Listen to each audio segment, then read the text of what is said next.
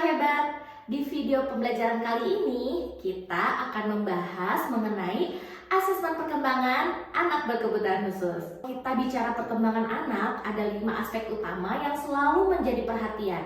Yang pertama, fisik motorik, yaitu kemampuan bergerak, baik motorik kasar seperti berlari maupun motorik halus seperti menggambar, meronceng, atau menjahit.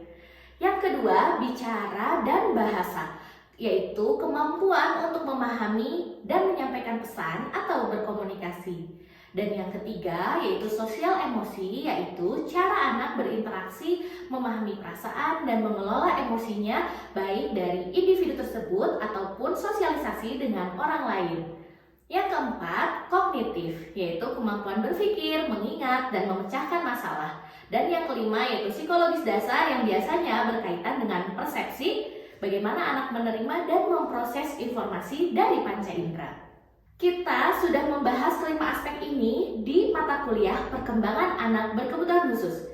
Ingat, waktu itu kita pelajari bagaimana setiap aspek saling berhubungan dan mempengaruhi perkembangan anak secara keseluruhan.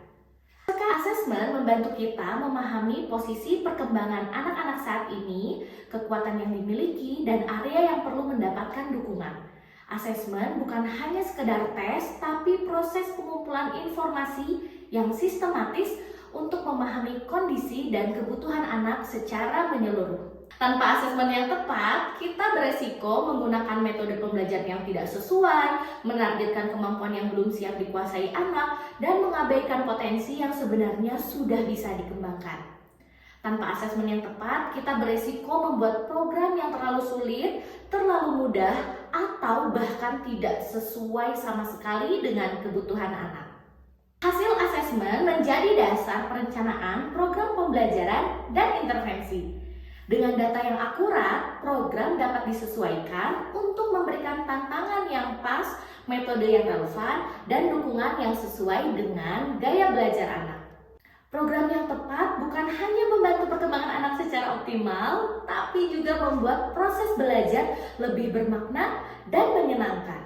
Asesmen perkembangan adalah kunci untuk memastikan program pembelajaran yang kita buat benar-benar sesuai dengan kondisi anak. Kesesuaian program di sini berarti tujuan pembelajarannya realistis yang disesuaikan dengan kemampuan dan tahap perkembangan anak saat ini, bukan sekedar usia kronologisnya. Serta kita juga bisa menggunakan metode pembelajaran yang tepat. Misalnya, anak yang memiliki hambatan motorik halus mungkin lebih membutuhkan kegiatan dengan alat bantu adaptif daripada menulis langsung. Selanjutnya, media pembelajaran yang relevan. Contohnya, untuk anak dengan hambatan visual, media taktil atau audio akan jauh lebih efektif dibandingkan dengan media visual semata. Dan yang terakhir, kecepatan belajar disesuaikan. Ada anak yang membutuhkan pengulangan lebih banyak, tapi ada juga loh anak yang bisa melaju lebih cepat di area tertentu. Dengan kata lain, asesmen membantu kita memetakan kekuatan dan tantangan anak, lalu menyesuaikan program agar setiap intervensi yang diberikan benar-benar berdampak.